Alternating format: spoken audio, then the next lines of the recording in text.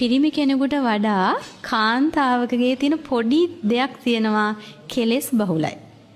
ඒක බුද්ධ වචනේම තියෙනවා කාන්තාව උපමා කරලා තියෙනවා කළු ණයෙක් හා සමානයි කියලා. කන්හ සප්ප කියන සූත්‍රේ මාතුගාම සංයුක්තය කියලා සූත්‍ර ගණනාවක් තිබෙනවා. ඒ හැම සූත්‍රයකම බුදුරජාණන් වහන්සේ දේශනා කරලා තියෙන්නේ කාන්තාව තුල පිරිමියෙක් තුල නැති යම් දුර්වල කෙලෙස් තිබෙනවා. විශේෂයෙන්ම කිපෙන සුළු බව, ඊර්ෂ්‍යාව, වෛර බැඳීම, ක්‍රෝධ කිරීම, එකට එක කිරීම, පලි ගැනීම, අනුන්ගේ දේවල් හොයන එක, අනුන්ට නිନ୍ଦා අපහාස කරන දේවල්. මම කාන්තාවගේ හොඳ පැත්ත වගේම මේකත් කියන්න ඕනේ නේද? එතකොට බුදුරජාණන් වහන්සේ ඕවා පෙන්වලා දීලා තියෙනවා. දැන් අපි හිතන්නකෝ පිරිමි කෙනෙක් වැඩිපුර අනුන්ගේ දේවල් හොයනකොට කියනවනේ අනේ මේ ගෑණියෙක් වගේ කියලා කියනවනේ නේද?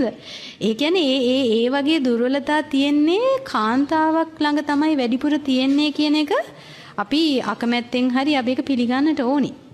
අන්න ඒ දුර්ගුණ අනේ තියෙන ආවේනික දුර්වලතා අපි පුළුවන් තරම් ධර්මයෙන් යටපත් කරගන්න ඕනි සමන්ති. ඒ ආවේනික දුර්වලතා යටපත් කරගෙන ඇත්තටම අපි කාන්තාවක් වුණාට අපි හිතෙන් පිරිමියෙක් වගේ ශක්තිමත් වෙන්න ඕනි.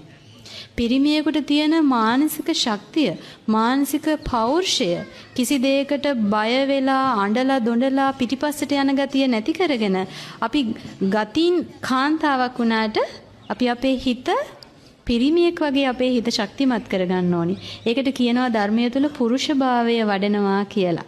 ඒ නිසා කවුරු හරි කැමති නම් ඊළඟ ජීවිතේ පිරිමියෙක් වෙලා උපදින්න. පිරිමි ජීවිතේ කොහොමත් නිදහස්නේ. මෙහෙණිනාස නමක් හැටියට මට ස්වාමීන් වහන්සේ නමක් වගේ ආසාවට වනාන්තරයක ගිහිල්ලා භාවනා කරන්න බෑ. පාළු තැනකට ගිහිල්ලා ධර්ම මාර්ගය වඩන්න බෑ. ඇයි? මම කාන්තාවක් නිසා. කාට හරි හිතෙනවා නම් අනේ මට පිරිමියෙක් වෙලා උපදින්න නැත්නම් ඊළඟ ජීවිතේ කියලා අපි පිරිමි කෙනෙක් වගේ හැසිරෙන එක නෙමෙයි කරන්න ඕනි. අපි හිතේ අර මානසික පෞරුෂය ඇති කරගන්න ඕනි. කිසි දෙයකට සැලෙන්නේ නැති, බය වෙන්නේ නැති, තැතගන්නේ නැති, ප්‍රශ්න එනකොට අඬන, වැළපෙන නැති ශක්තිමත් හිතක් ඇති කර ගැනීම තමයි පුරුෂභාවය කියලා කියන්නේ. අන්නේ පුරුෂභාවය ඇති ස්ත්‍රියකට සාමාන්‍ය ලඳ බොළඳ කාන්තාවකට වඩා වේගයෙන් නිවන තුල නිවන සාක්ෂාත් කරගන්න ධර්ම මාර්ගයේ ගමන් කරන්න පුළුවන්.